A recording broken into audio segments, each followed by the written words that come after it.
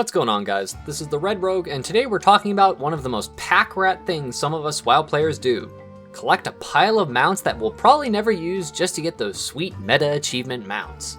Of all the things to collect in WoW, mounts is my one weak spot, as they've made me do way more content of way more stuff than I'd ever even want to do, just so I could increase that pile of mounts a little bit higher. Even if some of the mounts are ugly as sin and I'll literally never use them. While there are literally hundreds of mounts throughout Azeroth, Outland, Draenor, and beyond, I figured I would pick 5 that are basically free and pretty easy to get on a max level character. If you end up liking this video, let me know what your favorite mount was, and maybe throw a like or a subscribe for the channel if you're feeling extra saucy. And as per usual, I'm a hamster brain, and I forgot to mention, so I had to re-record this one little part. With this being Friday, our corruption vendor reset will be occurring later this evening for US servers, and after that occurs, the EU one will occur 16 hours later. So if you need to keep up on the corruption stuff, I have my Google Drive sheet that I'll link in the description so you can see what's coming up or what you're waiting for still. So these 5 mounts are all pretty easy to get, though some might take a little bit more time than others. A majority of these mounts are guaranteed from their sources, though our first one on the list has a bit of a caveat: the smoldering ember worm. This badass fiery skeletal dragon comes from the dungeon version of Karazhan, and requires doing a speed run of sorts to earn it. This mount can only be earned on mythic difficulty, and its drop rate is based on how many people are in your group that aren't locked for loot. Hence why this one is not technically a guaranteed drop unless you bring friends or you're a multi-boxer who can bring a full group into the dungeon. Basically, for every person in the group that isn't loot locked, the mount has a 20% chance increased to drop. So you might end up needing to run this on a couple characters, since this is a weekly lockout due to being on Mythic, and if you don't have anybody you can drag along with you. Anyways, to earn this mount, you'll have to click on 5 soul fragments within a time limit. Back in Legion, when this dungeon was introduced, this could actually be a bit of a challenge, but nowadays at 120 this is laughably easy to do. I'll show you in this video a really quick demonstration of which ones you need to click on. When you first open the doors to Karazhan, you'll see in the chat something along the lines of, "The strange chill of a dark presence winds through the air."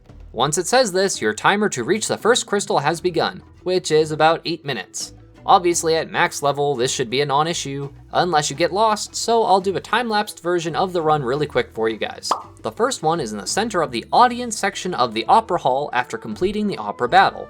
Once you click on this, you'll get a debuff called Medivh's Echo, which is basically your visible timer to complete this mount run. Obviously being a stealth class makes this even faster, so if you have one, you could use it, you don't even have to though. The next crystal is in this room on the left-hand side of the hall before reaching the Maiden of Virtue. You do not have to kill her, by the way, so don't bother wasting any time with that.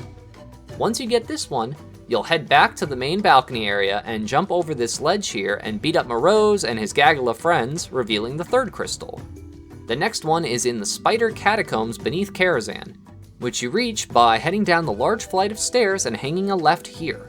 Once you reach this crystal, you can use the portal behind it to return to the entrance so you can quickly reach the final one, which is right after you defeat the Curator.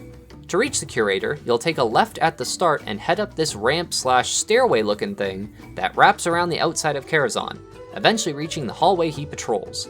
Upon his defeat, the last crystal will spawn beneath him and you'll gain a new buff once you click on it, Medivh's Presence. This buff only lasts 5 minutes, so you have to hoof it back down those stairs and that ramp, and get out onto this balcony where the image of Medivh will be waiting for you to talk to him.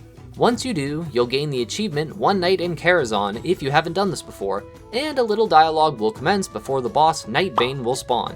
Upon his defeat, you should hopefully be getting your hands on one of the most awesome dragon mounts in the game. Next on our list is the Red Flying Cloud from Mists of Pandaria. If you ever wanted your own knockoff Nimbus Cloud mixed with a manhole cover, then this is the mount for you. Seriously though, I do like this mount quite a bit as it is pretty unique. To get this mount requires being exalted with the Lorewalkers of Pandaria. However, it's not nearly as painful as you'd think it might be to be exalted. There are no dailies to farm, no mobs to grind, just a nice scenic tour of Pandaria. Getting rep with this faction requires collecting lore items that tell tales of various legends of Pandaria.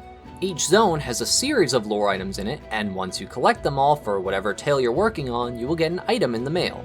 This item will start a quest, which you will turn in to Lorewalker Cho, who is located at the Seat of Knowledge in Vale of Eternal Blossoms. Doing so gives a ton of rep with them, so this farm can very easily be done in about an hour-ish if you have never clicked on any of these items before. I'll leave a link to some coordinates in the description below to save you some time, so if you haven't gotten this Nimbus-esque mount, now you know how to. This next one you can kind of save yourself a ton of time to get if you really don't want to farm anything. The Bone White primalraptor is a mount you can purchase on the Isle of Giants of Pandaria for a whopping 9,999 giant dinosaur bones. These can be acquired by killing the various Jurassic Park escapees around the island, or by being a Mr. Moneybags and just using gold to solve your problems. On my server, these sell for just about 2 gold-ish each, so even outright buying the mount would only cost you like 19,000-ish gold. So not too bad for a mount that is about as close to the original Swift Ivory Raptor as you can get in the game nowadays. For those of you who think, it's time to kill demons and chew mana buns, and I'm all out of buns, then you'll probably know which mount is next. The bleak hoof Ruinstrider is a mount you earn from killing a literal ton of demons on Argus. You need to kill like 2,000 demons, and I'm pretty sure demons weigh at least 1 pound. The easiest spot to do this is in the zone Crocoon at this waypoint, 60.34, 78.26. These waves of the Legion literally never stop, making this an absurdly easy farm you can basically do without looking, especially depending on what class you are, if you have some form of AoE you can leave on the ground, or that radiates from around you. So yeah, pretty cool looking fell Talbuk thing, and pretty easy to get. If you want to go the distance, you can even get the title Demon Slayer by killing 5,000 demons total. And last on our list is another awesome and pretty sweet looking mount, the Grand Wyvern. Or the Grand Griffin if you're Alliance. This one is kinda rep-gated is the only thing, as you have to be exalted with either Dominance Offensive or Operation Shield Wall depending on your respective faction. If you are exalted, then you'll simply do a few quests given to you by General Nazgrim if you're Horde, or I believe Admiral Taylor if you're Alliance, but don't quote me on that one. This one I only included because it is a really nicely done model of a very iconic mount for both factions. This might be something you would miss if you just went to Exalted and only bought the armored one from the vendor, but yeah, you have to do a quest chain to earn the unarmored variant. At the time of this video, the Pandaria Time Walking event is like right around the corner, so you can buy commendations for this reputation and shave off some of the grinding if you really want this mount though. There are obviously tons of mounts in WoW, and there's dozens of different types of ways you earn them. But I wanted to choose ones that aren't just a simple, oh, go kill X or Y person 18 bajillion times and maybe you'll get this super rare mount one day. I might eventually do a rare mounts version of this kind of video just for ones I like to talk about, but I'd rather let you guys know about ones you can relatively easily acquire. I hope you guys liked the video. If so, I have plenty of other content on the channel if this is your first time seeing these random hordes of Shibas appear and being mischievous. Gotta keep an eye on them little suckers, they'll steal your socks when you aren't looking. Thank you all so much for watching, this is the Red Rogue, and I'll see you guys around.